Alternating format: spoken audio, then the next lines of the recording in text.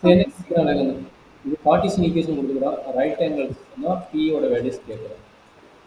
சரி அப்போ ரைட் ஆங்கிள்ஸ்னா நம்ம மீனிங் என்ன? நம்மளுக்கு இது பேரலாக தான் இருக்குன்னு பார்த்தோம். பட் அவன் ரைட் ஆங்கிள்னால அப்போ இதனோட வேல்யூஸ் என்னவா இருக்கும்போது டாட் ப்ராடக்ட் வந்து ஜீரோவாக இருக்க போகுது. பட் நம்மளோட கார்ட்டீசியன் ஈக்குவேஷன் பார்த்தீங்கன்னா ஜென்ரல் ஃபார்மேட் இருக்குதா, அந்த ஃபார்மேட் இல்லை. அப்போ நம்ம என்ன பண்ண போறோம், ரெண்டு cartesian equation first of all general ஃபார்மேட்டுக்கு மாற்றிட்டு அப்படி ஏபிசி இருக்கணும். சரிங்களா? அப்போ இது P1 வேல்யூ P2 வேல்யூ ரெண்டையும் நம்ம கண்டுபிடிக்கணும். சரியாம்மா? அப்போ first of Okay, all sir. இது வந்து நம்ம ஜென்ரல் ஃபார்மேட் இல்லை, அந்த ஜென்ரல் ஃபார்மேட்டுக்கு மாற்ற போகிறோம். சரிங்களா?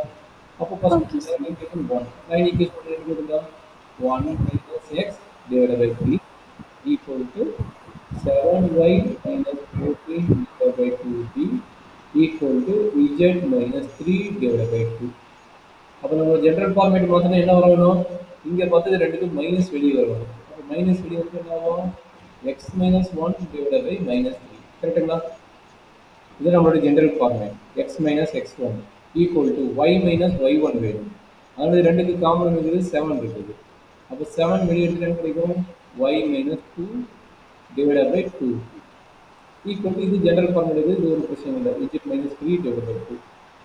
அப்போ இந்த 7 என்ன ஆகும், இந்த 7 வந்து டினாமினேட்டருக்கு வரும், டினாமினேட்டருக்கு வந்து டினாமினேட்டர் ஆகும். கரெக்டாமா? இது ஏதாவது டவுட் இருக்குதா?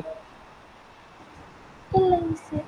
அதாவது ஃபார்முலாஸ் ஜெனரல் ஃபார்முலா என்ன, x minus x1 divided by some constant அந்த value equal to y minus y1 divided by அந்த constant z minus z1 divided by அந்த கான்ஸ்டன்ட். அப்போ கொடுத்துருக்க ஈக்குவேஷன் வந்து இந்த ஃபார்மேட்டுக்கு மாற்றிடுவோம். சரிங்களா? இதான் லைன் ஈக்குவேஷன் ஒன்னோட கான்செப்ட். இதே லைன் ஈக்குவேஷன் டூக்கு சொல்கிறாங்க டேரெக்டாகவே எழுதிடு. ஏன்னா லைன் ஈக்குவேஷன் டூ இருக்குது, என்ன கிடைக்க சொல்கிறாங்க, எக்ஸ் மைனஸ் செவனை மைனஸ் செவனை காமன் எடுத்துவாங்க. Minus seven common x minus one divide by 3p divide by minus seven எழுதலாமா? ஆமாம் சார். ஓகே. செகண்ட் டைம் ஒன்றும் பிரச்சனை இல்லை, ஒய் மைனஸ் 5 டிவைட் பை 2 இது பிரச்சனை இல்லை. தேர்ட் டைம் பிரச்சனை மைனஸ் மட்டும் சேஞ்ச் பண்ணணும். அப்போ z minus 6 divide by minus 5. கரெக்டாக தானே? ஆமாங்க சார். சரி இப்போ P1 vector and P2 vector value எழுதுறாங்க. இவங்க தான் நம்மளோட பிரச்சனை. அப்போ இவங்க தான் நம்மளோட வேல்யூ, இவங்க வந்து நம்மளோட P1. கரெக்டாங்களா? அப்போ P1 vector dot P2 vector தான் நம்மளுடைய ஜீரோ வேல்யூ. P1 வெக்டர் என்ன கிடைக்குது, minus 3i vector plus 2P7 j vector plus 2k vector. P2 vector என்ன கிடைக்குது, minus 3p divided by 7i vector plus 2j vector minus 5k vector. கரெக்டாமா? ஆமாங்க sir. அப்போ சில ரெண்டு dot product equal zero. Because perpendicular சொல்லிக்கலாம். Perpendicular P1 dot P1 vector dot P2 vector equal to zero. அப்போ சொல்லுங்க ஈக்குவல் டு ஜீரோ என்ன கிடைக்கும், ரெண்டே மல்டிப்ளை பண்ணுங்க. 3 minus 3 into plus 3 minus 1 9 by 7 into p. கரெக்டுங்களா?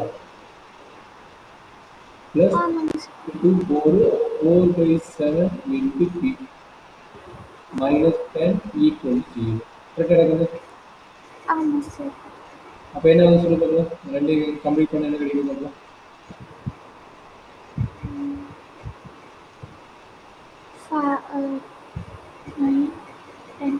13p by 7 is equal to 10.